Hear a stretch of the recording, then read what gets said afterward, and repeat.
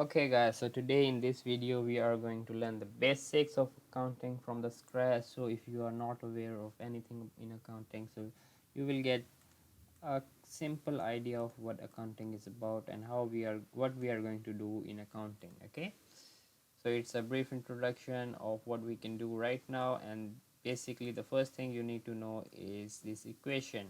Okay, so we have couple of equations in maths perhaps.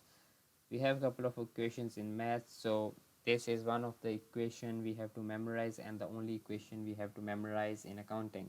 We have a couple of formulas we will be looking forward in future, but this is something we are doing right now. So assets are classified into non-current assets and current assets. Okay, so I will be going slow, you don't have to worry, you don't have to pause the video and think what I'm saying. If you are not clear, you can just list down your idea in the comments or the question in the comments. I will try to help you in any way as possible. Okay, so non-current assets are something that is we own. Okay, so assets are something, I should classify it here, maybe I can put it in the next line. Things we own in the business, okay, are classified as assets. So non-current assets are the things we own for more than a year. So if we own them for less than a year, like cash, usually we don't have cash for more than a year, we won't be keeping it, so that is current asset. So something owned by the business for less than a year. Okay, so this is a simple concept of what assets are. So if you are thinking what assets you have right now apart from the business, then I will say you are having your laptop, you are having your phone to watch this video, that is your asset. You're having your clothes, those are your assets, your table, your anything, the things you own. So in the business, non-current assets include the premises are buildings, okay, and the land also. We have one form of land, I haven't mentioned it here, but equipments are non-current assets. Motor vehicles, we use them more than a year. Fixtures and fittings also, we use them more than a year. So those are some of the types of non-current assets, and then we have current assets. So we have trade receivables. Trade receivables are something, or people, we are supposed to receive money, and usually trade receivable is specifically for sales. Okay, supposed to receive money. So if we are saying trade receivables, it means we sold them the goods and they haven't paid us the money yet. So we say we sold them the goods on credit. Then we have cash and bank. We have cash, then we have inventory, the goods we are having, the goods we are selling. So what happened in the business is we will always have the goods to display.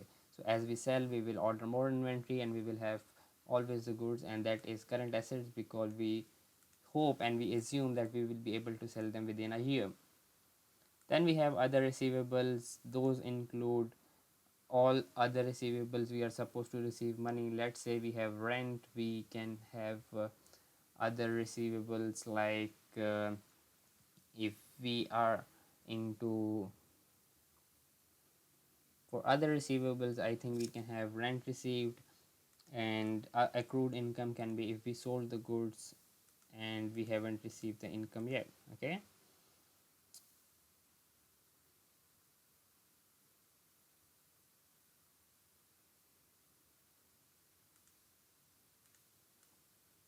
other receivables can be,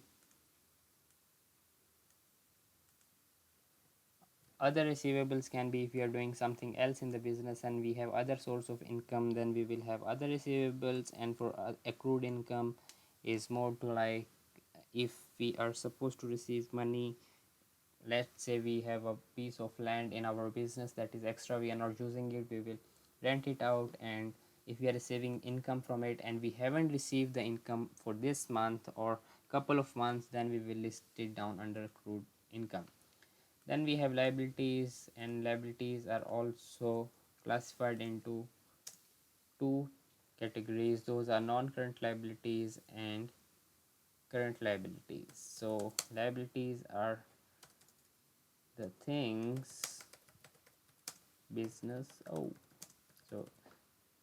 mean we are supposed to pay.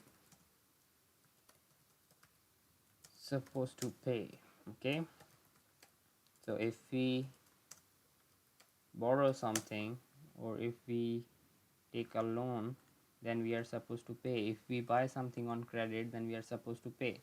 So these are classified into non-current liabilities and current liabilities. Non-current liabilities are again for more than a year. Okay, let me list it down here. For more, what's wrong with it year, and for current liabilities is less than a year. Then we have non-current examples of non-current liabilities, and those examples include debenture, long-term loan, bond, payable. So we will get familiar with these terms as we move on.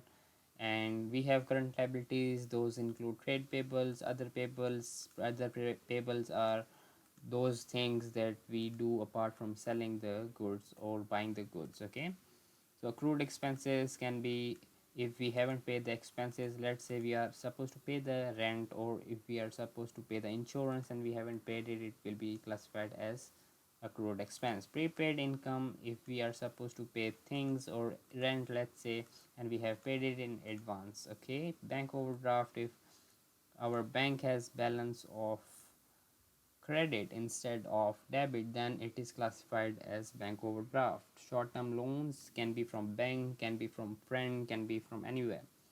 Then we have interest payable. Okay, so classify on this thing that it's payable, it's not interest. Interest is an expense, but when it's payable, we haven't paid, then it becomes a current liability. So I have 7-Eleven report over here. So if we look at this thing, and here we have on page 61 financial system, we will go on page 61. Okay, and see what do we have.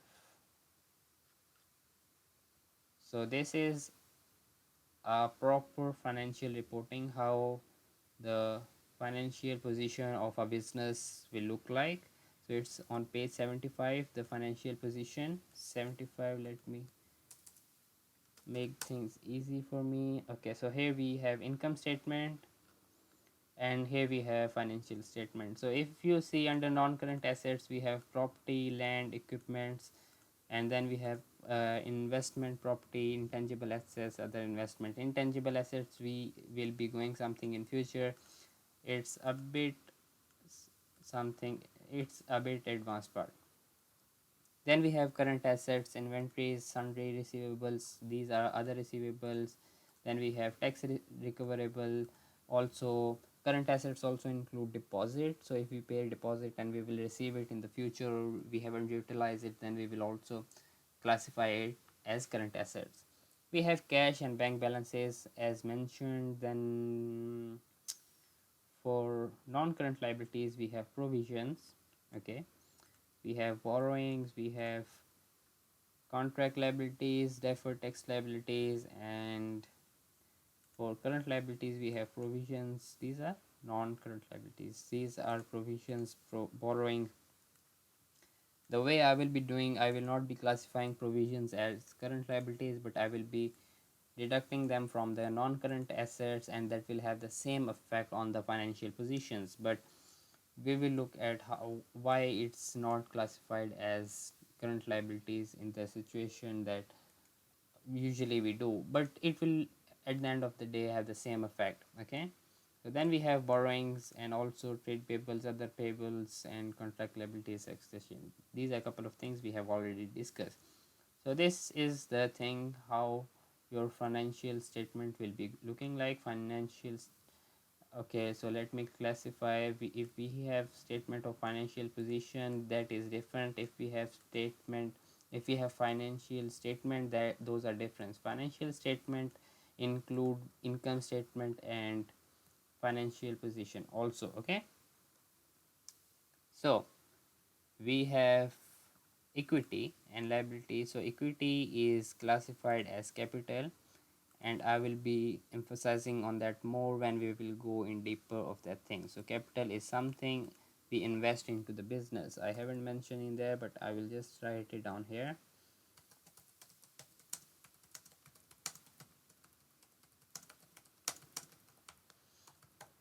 So it's not necessary it's always cash, it can be vehicle or it can be anything else. So moving on to how the equation is supposed to be. So if we have assets, if we own the things, so let's say if we have cash 100, if we have trade receivables 500, inventory somewhere of maybe 1000, equipments in the business for 500, and if we have premises for, maybe premises won't be within 5000, but just take an example for 2000, then we might have total of 5000 of assets. So let's say we have assets of 5000 and we have liabilities of 3000. We took a loan from a bank and we have some money to payable. Okay, then this is how we are going to solve this equation.